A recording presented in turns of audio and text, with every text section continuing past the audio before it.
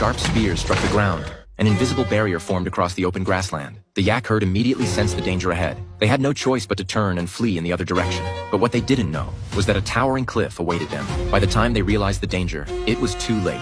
Watching his companions fall off the cliff one by one, the Yak King understood he had fallen into a human trap. To avenge his fallen companions, he charged furiously at the weakest young hunter, Jack, the chief's only son. Seeing his son in danger, the chief hurled his spear with all his might. Although the spear pierced the Yak King's belly precisely, the beast didn't stop. He had sworn to avenge his fallen companions. Jack was ultimately thrown off the cliff by the Yak King. The hunters rushed nervously to the edge. Fortunately, Jack hadn't died from the fall. They wanted to rescue Jack, who was dangling in midair, but they couldn't think of any way to do it. Just then, the rock suddenly crumbled. The father could only watch helplessly as his son plummeted down.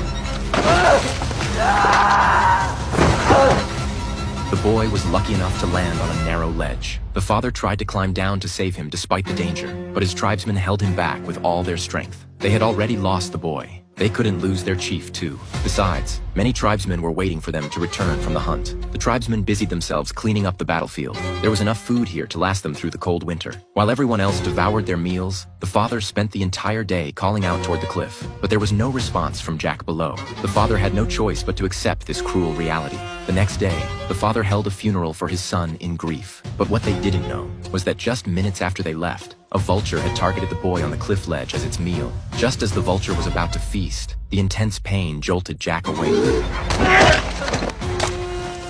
But when he looked down, Jack was terrified by what he saw. He screamed desperately for his father, but heard no response. All he heard were the sounds of death and despair. The only way to survive was to climb to the surface. His survival instinct made him brave.